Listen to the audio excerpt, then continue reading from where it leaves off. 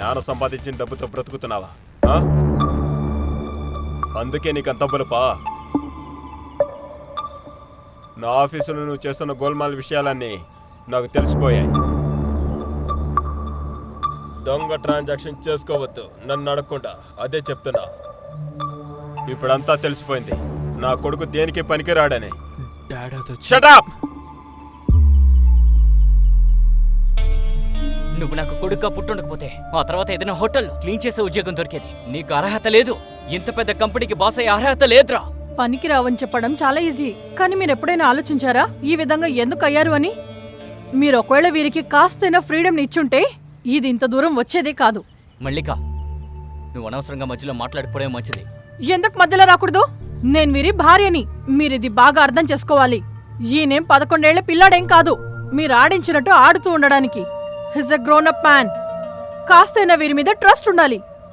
ట్రస్టా? అదే చేస్తున్నాను చాలా ఏళ్ళుగా trust.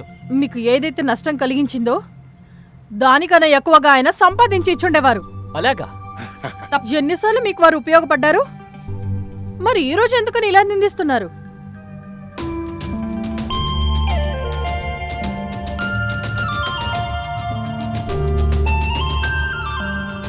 I hope you can show me.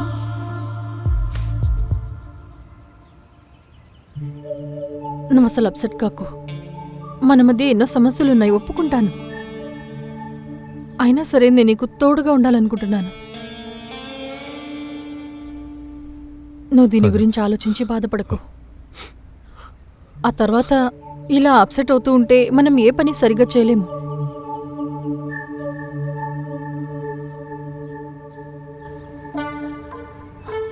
నేను నిన్ను హాక్ చేసుకోనా?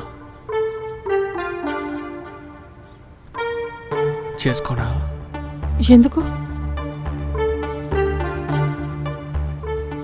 నేను నిన్ను హాక్ చేసుకోనా అని అడిగాను.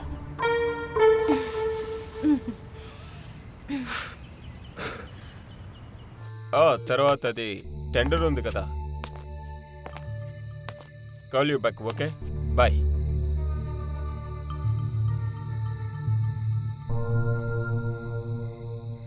ఆ రోజు మన మధ్య ఏదైతే జరిగిందో ఆ రోజు నేను హ్యాంగ్ ఓవర్లో ఉన్నాను.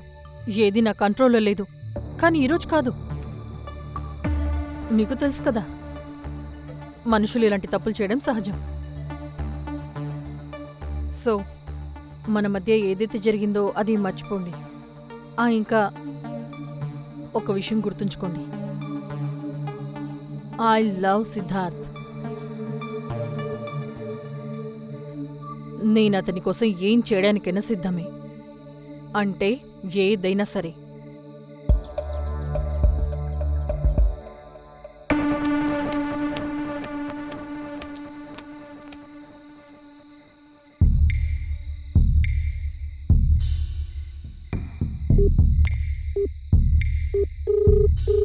హలో. Yes sir. ఇప్పుడు నేను చెప్పే విషయాన్ని జాగ్రత్తగా విను. Okay sir.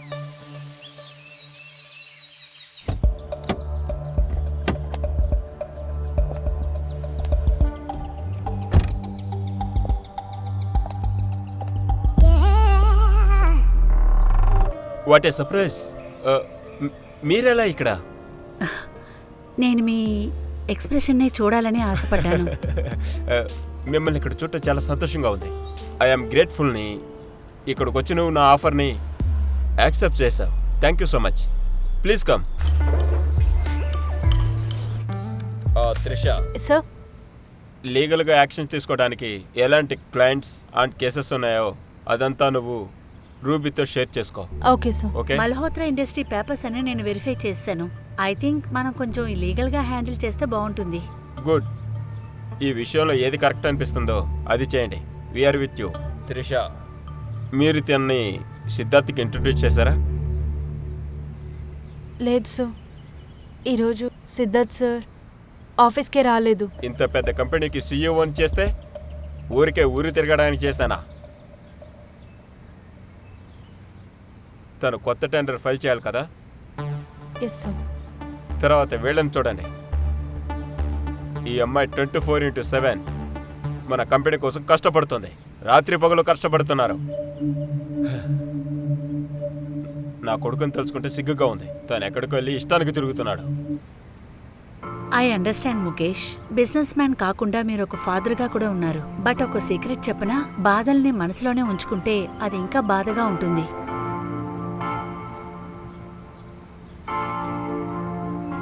నేను నా కొడుకు సిద్ధార్థతో చాలా పెద్ద ఆర్గ్యుమెంటే జరిగింది. ఒక చిన్న ఆర్గ్యుమెంటే కదా.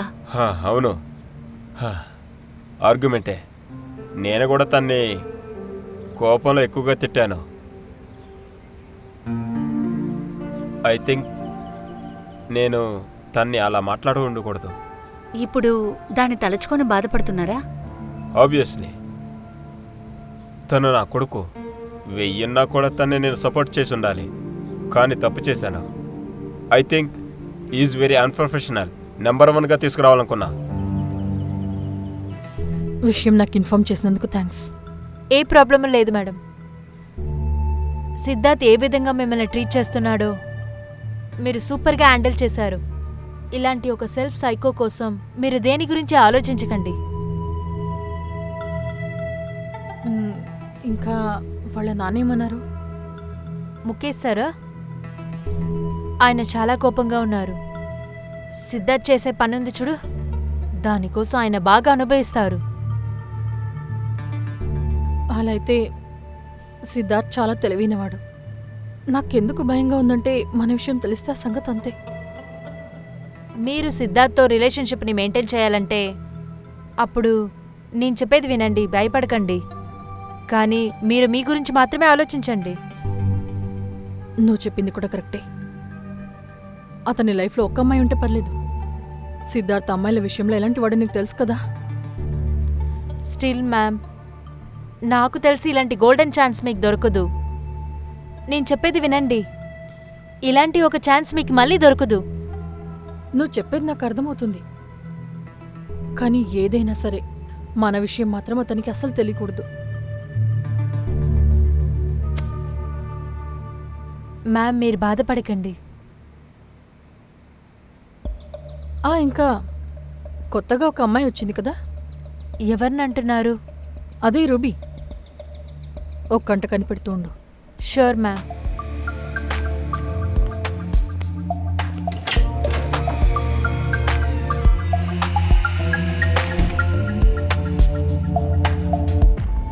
పూర్తి ఎపిసోడ్ చూడటానికి డౌన్లోడ్ చేయండి అతరంగి యాప్ ప్లే స్టోర్లో లేదా యాప్ స్టోర్లో.